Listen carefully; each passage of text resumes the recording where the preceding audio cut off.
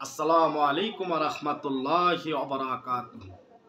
আলহামদুলিল্লাহ, রাসূলে কারীম, আম্মা বাদ। আউযু বিল্লাহি মিনাশ শাইতানির রাজীম। বিসমিল্লাহির রাহমানির রাহিম। আলহামদুলিল্লাহ, আল্লাহ পাকের দরবারে লাখো কোটি শুকরিয়া জানাই। আলহামদুলিল্লাহ। আমরা আজকে গুরুত্বপূর্ণ আলোচনা করব। নবীজি দাওয়াতের কাজ করেছেন। নবীজির উপরে ইহুদিরা এবং নবীজির আপন চাচা আবু জাহেল, আবুল আহাব তারা কত ক্ষিপ্ত ছিল। নবীজিকে বাঁচাইছে নবীজির এক চাচা। এই নবীজির চাচা অনেক নবীজির জন্য করেছেন। আজকে এই বিষয়ে আলোচনা করব ইনশাআল্লাহ। আমার প্রিয় নবী রাহমাতুল লিল আলামিন যখন এক আল্লাহর দাওয়াত দিতে শুরু করলো, নবীজিকে যখন নবী হিসাবে আল্লাহ পাক 40 বছর পরে ঘোষণা দিয়েছেন, নবীজির উপরে কোরআন নাজিল করেছেন, তারপর থেকে আল্লাহ বললেন দাওয়াতের কাজ শুরু করো। আমার হাবিব, আল্লাহর হাবিব দাওয়াতের কাজ শুরু করলেন। মক্কা থেকে দাওয়াতের কাজ, মক্কার অলিতে গলিতে দাওয়াতের কাজ শুরু করলেন। আবু জাহেল, খুতবা সাহেবা তাদের সহ্য হয় নাই। দাওয়াতের কাজ নবীজি করক। নবীজি দাওয়াতের কাজ আল্লাহ অর্ডার করেছেন, দাওয়াতের কাজ শুরু করলেন, দাওয়াত দিতে লাগলেন। দাওয়াত দিতে দিতে এক পর্যায়ে মুসলমান হয়ে যাচ্ছে অনেক অনেক লোকজন। খুতবা সাহেবা তাদের সহ্য হচ্ছে না।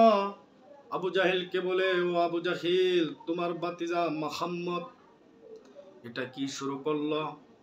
মুহাম্মদকে এই কাজ করা দিতে হবে না, দেওয়া যাবে না। আমার আপনার নবীকে বাধা দিচ্ছেন। নবীজির এক চাচা নবীজিকে অনেক মহব্বত করেন, অনেক ভালোবাসেন। নবীজির বাবাও নাই, মাও নাই, ইতিম নবীকে, ওই ইতিম নবীকে ভালোবাসেন। দাদা ছিলেন, বাবার পরিবর্তন। চাচাজি অনেক ভালোবাসতেন, চাচাজি লালন পালন করতেন, চাচাজি অনেক মহব্বত করতেন। ওই চাচাও মুসলমান হয় নাই। ওই চাচাও তাদের বাপ দাদার ধর্ম ছেড়ে ভাতিজার সঙ্গে আসেন নাই, কারণ ভাতিজা সঙ্গে আসতে পারেন নাই।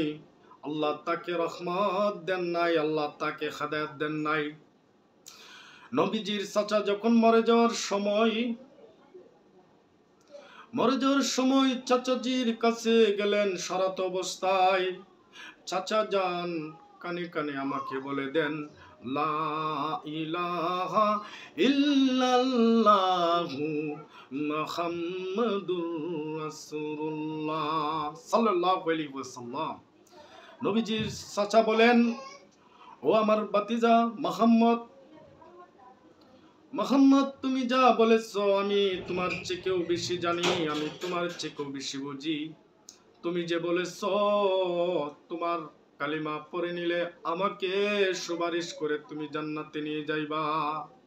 নবীজি বললেন, হে আমার চাচা, আপনি যদি কালিমা পড়ে মুসলমান হন, আমি কথা দিলাম, আমি ওয়াদা দিলাম, কঠিন হাসরের ময়দানে আমি আল্লাহর কাছে ফরিয়াদ করে, আল্লাহর কাছে সুপারিশ করে আপনাকে জান্নাতে আমার সঙ্গে নিয়ে যাব। সুবহানাল্লাহ। ও ভাতিজা, তোমার কথা আমি জানি। তুমি যে এক আল্লাহর গোলামি করো, এক আল্লাহর কথা বলো, তোমার আল্লাহ এক, এটাই সঠিক। তোমার আল্লাহ যে এক, তুমি যে আল্লাহর গোলামি করো ওইটাই সঠিক, আমি জানি। তারপরও আমি জানি, আমি যদি কালেমা পড়ে তোমার কাছে মুসলমান হয়ে যাও, তুমি যে সুপারিশ করে আমাকে জান্নাতে নিতে পারবা এটাও জানি। আর যদি আমি কালিমা না পড়ে মুসলমান না হয়ে মারা যায়, আমি যে অনন্তকাল জাহান্নামে জ্বলব এটাও জানি ভাতিজা। ও ভাতিজা, আমি পারবো না। আমি আমার বাপদাদার ধর্ম ছেড়ে মৃত্যুর সময় আমি সবাইকে চুনকালি মেখে যেতে পারবো না, কিন্তু তোমাকে ভালোবাসছি। তোমাকে আমি আগের থেকে জানি, তুমি জন্ম হওয়ার আগের থেকে জানি তুমি নবী হবা, আল্লাহর বন্ধু হবা, তাও জানতো। তারপর আল্লাহ পাক হেদায়েত নসিব করেন নাই। চাচাকে আমার নবী অনেক ভালোবাসতেন। অনেক মহাব্বত করতেন, ওই চাচাজিকে অনেক ভালোবাসতেন, অনেক ভালোবাসতেন। চাচাজিও আমার আপনার নবীকে অনেক ভালোবাসতেন। এই ভালোবাসার কারণে চাচাজিকে বললেন, ও আমার চাচাজি, আমার কানে কানে শুধু একটি বার পচায় দেন কালিমা। তারপরও কালিমা পড়ে নাই, আসলে নসিবে নাই, আল্লাহ পাক হেদায়েত নসিব করেন নাই। আমাদেরকে মুসলমান হিসাবে আমাদেরকে দুনিয়ায় পাঠাইছে আমরা যেন আমার আপনার নবীকে ভালোবেসে আল্লাহ পাঁচ ওয়াক্ত নামাজ পড়ে আমরা যেতে পারি। আমাদেরকে যেন সেই তৌফিক আল্লাহ পাক দান করেন। সকলে বলে আমিন।